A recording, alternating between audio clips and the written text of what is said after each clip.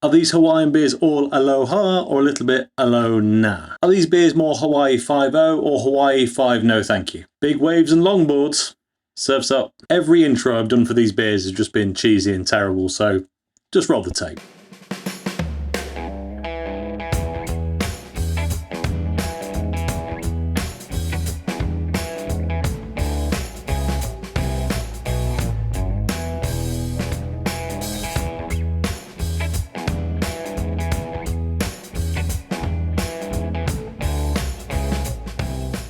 Hello and welcome back to the channel, and yes, today we're taking a look at two beers from Hawaii, both from the Kona Brewing Company, if indeed that is still their name. A little bit more on that in a minute, but firstly, why are we looking at these two beers today? Well, because they've been sat in my fridge, I've wanted to do a video on them for a while, and to be honest, I've just not had the chance until now. But why these specifically? Well, these are a UK supermarket available beer imported from the USA. That is a relatively rare thing. Most of the US brands in our supermarkets are of course actually just brewed either in the UK or elsewhere in Europe and then delivered to the supermarket, not the real deal. And the few that are genuinely brewed in the US, thinking, Sierra Nevada stuff, well, they're fantastic and they've been well covered. These two I have not heard a lot about. Maybe people just don't rate them, but this is the reason I wanted to do the video. I have had both of these one time, and that was whilst I was on holiday in Scotland, which is about as far away in the world as you can really get from Hawaii, but I really enjoyed them. Maybe it was just the fact that I was on holiday and having a nice time. So today we're going to find out for sure, do I actually think these are really, really good? Or, was it just a bit of holiday fever? What are they then? Well, we have Longboard, which is a lager, and we have Big Wave, which is a golden ale. Decent enough summer sounding beers. I know we're into autumn now, but well, Hawaii feels like the place where it's always summer. And before it gets too cold, basically thought better get them done. Just before we crack into them though, I'm going to address that thing about the brand, Kona Brewing Company. That is what it says on these labels. Look, there you go, at the top there, you can see that on the Big Wave, Kona Brewing Company. However, a little bit of research suggests that actually they've rebranded to Big Wave Kona Big Wave. They've rebranded to Kona Big Wave rather than Kona Brewing Company, which is more confusing given that this beer is called Big Wave. Now, I've no doubt that's their biggest seller and that's why they're doing it. The other reason they might be doing it is it's part of a rebrand, but unfortunately a couple of years ago, these guys got bought out by one company, which was then bought out, well, by AB InBev, which, look, it doesn't immediately mean it's going to be bad beer, but there's always just a little alarm bell at the back of the head that goes, has something been sacrificed? But it's entirely possible that we only get this in our supermarkets thanks to the fact that AB InBev do own it. So let's not be too hasty. I'm going to do the lager first because I think it's just it's going to have less intense flavours than the Big Wave Golden Ale. We'll do a little review and we'll see what they are really all about. So I'm going to pop the golden ale over to the side there, and before we crack this one open, a quick look at the can.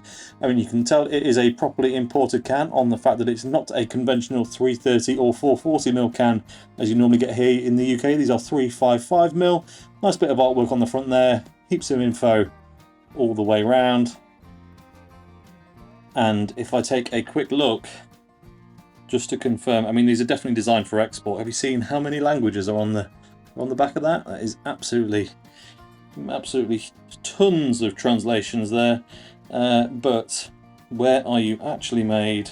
Are you going to tell us? Okay, I found it, and it turns out that this can may only possibly be brewed in Hawaii, but it could also have been brewed in Portland, Oregon, or in New Hampshire in the USA. So yeah, it might be it's an import for sure. We're just not quite sure which state of the Americas, and it's a big place, it's actually come from. But let's get this one open.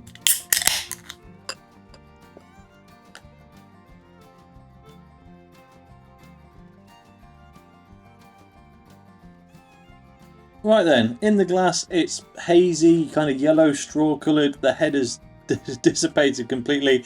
I'll be honest, the visual on this is not looking great for a lager. Let me just check the best before on these cans, and it is halfway through next year, so it's not that problem.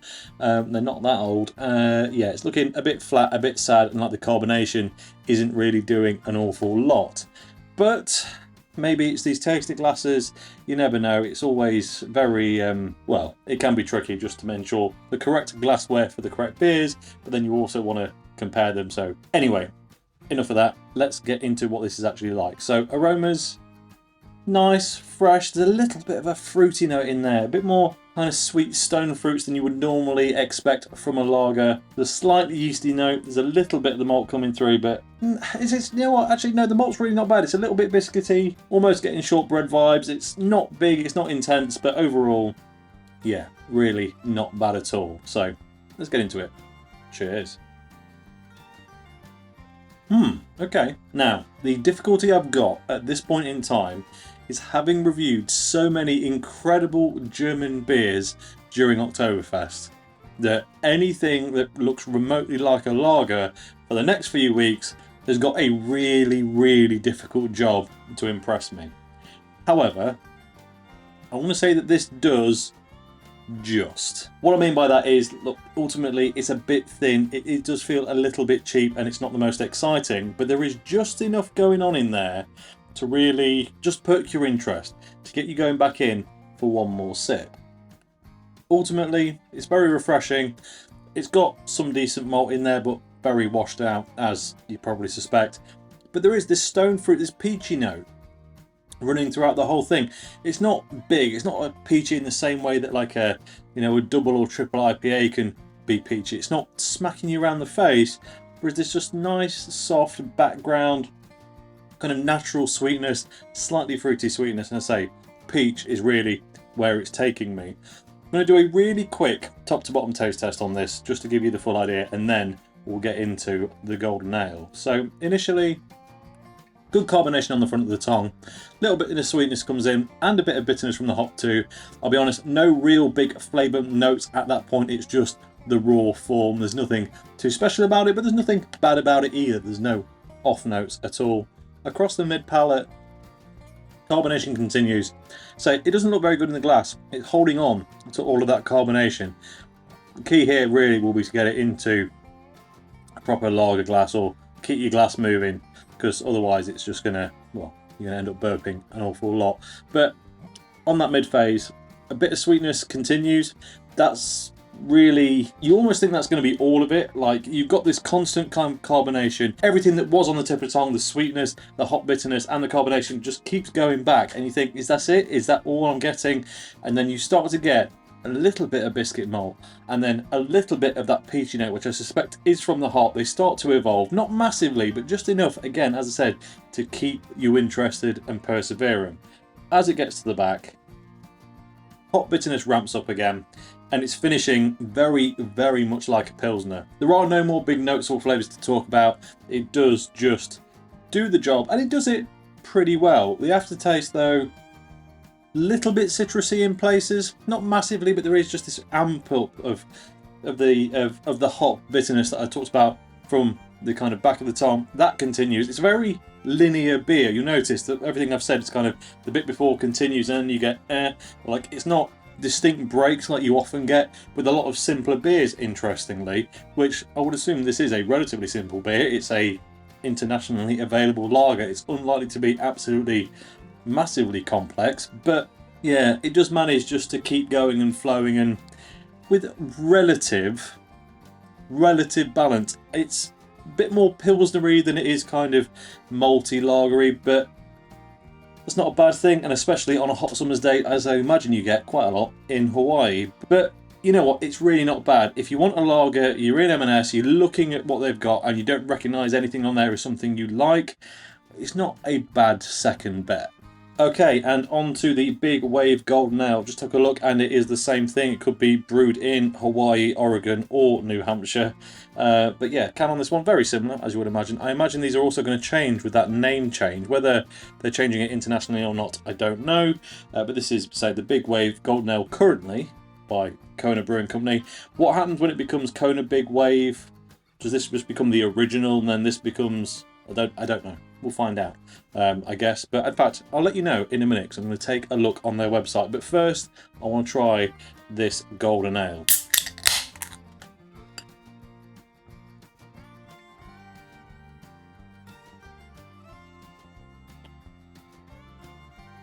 In the glass there, that does immediately look quite a lot better.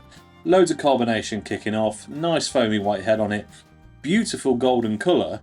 This is a significant improvement on the previous. Now, I have just noticed, I think this glass has got the little lager bumps on the bottom, and this one does not, which might go some way to explaining the difference, but hey, we can't help it. It is done now, but yeah, that does look like a very appetizing beer indeed. Right then, aromas, distinctly more sharp, more bitter, more grapefruit, very much almost verging on kind of, I guess, what is now considered traditional, you know, US pales and IPAs thinking. I'll be honest, it's reminding me a bit of Sierra Nevada Pale Ale, which is the obvious comparison in that sphere. The reason I say that and not something like, I don't know, I guess something from like Goose Island is the brand I was trying to think of. I say the reason I say Sierra Nevada Pale Ale, not something like well, any of Goose Island's pale offerings really, is because it's got this extra malt sweetness that you don't get in the slightly more modern craft beers from the US. Of course, there are exceptions. There'll be plenty out there. There's a very loud plane going over my house. I said plane, it was actually a helicopter, but anyway. Something in the sky, really, like the walls were shaking, it was low. Anyway, back to this. It's got this nice kind of residual extra sweetness, stone fruit and citrus. And I guess because it's a golden ale, it's going to have that bit of extra malt, that bit of extra almost caramel malt sweetness, which is absolutely does on the nose. It smells absolutely delicious. It looks fantastic. Let's give it a go. Cheers. That is very, very nice. Nice pillowy white head on it.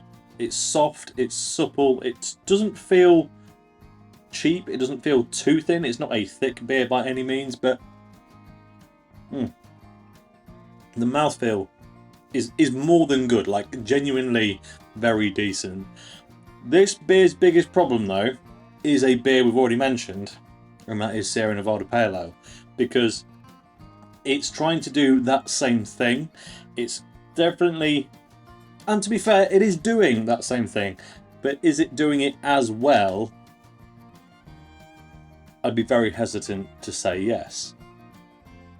But what we basically just said is, it's trying to be one of the greatest beers ever created, and it's almost as good. So, actually, okay, the fact that Sierra Nevada Pale Ale is immediately available in a lot of places means that, okay, you might not go for this, but if you find yourself with this as an option and the pale ale isn't there, yeah, go for it, because that is absolutely stunning. And before I get carried away and drink it all without telling you what it actually tastes like, let's get that little review done. So, on the tip of the tongue, soft, sweet, floral, and insanely good texture and mouthfeel is what you really come away with. Like, it is beautiful in the glass. Over the mid-tongue then, sweet malt continues. The grapefruit and the lemon, the citrusy notes, they start to build up and they get big and they become dominant, but they never become bitter or sour, which is quite interesting. It retains all of the intensity from a proper, big, bitter, hoppy, pale or IPA, but it never leaves that kind of golden ale sweetness, which of course is what it is meant to be. Actually quite impressive, to be honest, how you get that much flavour with so little bitterness. Then, well, I mean, maybe it's easy to do. I'm not an expert brewer. However, this approach to making this style of beer, I'm a big fan of. That works incredibly well. There actually could be a bit more bitterness. And now me complaining about there not being enough bitterness is not something you will hear very often. It's not that I don't like it, it's just that I like balance. And I think, in general, beers, modern beers, will lean more towards being overly bitter and not sweet enough. This might just be tipping the other way. Until the back of the tongue, of course. This really, it sets you up for, oh, this is going to be a bit too sweet. This is a bit not really, you know, hitting that modern, bitter, hoppy deliciousness that you were hoping for. But it does deliver. Back of the tongue, huge smack of bitterness really. Dries the palate out, super dry tongue. Wants you to go back for another sip, but if you just hold off, that stone fruit thing starts to come in, complements the extra bitterness, starts to balance it out again, and you just end up with, yeah, I mean, it's so easy to drink. It is absolutely ridiculously easy. I have just realised I've forgotten to tell you the ABVs of these beers. So the lager, the Longboard that we tried first, is coming in at 4.6%, and then the Golden Ale that we've just tried, 4.4%. Both relatively tame, perfectly sessionable, but actually sat here right now, and I remember thinking both of these were pretty good. Clearly I hadn't had a lot of good lager just before drinking the Longboard last time, because it's fine, but it is maybe looking just a little bit sad for itself.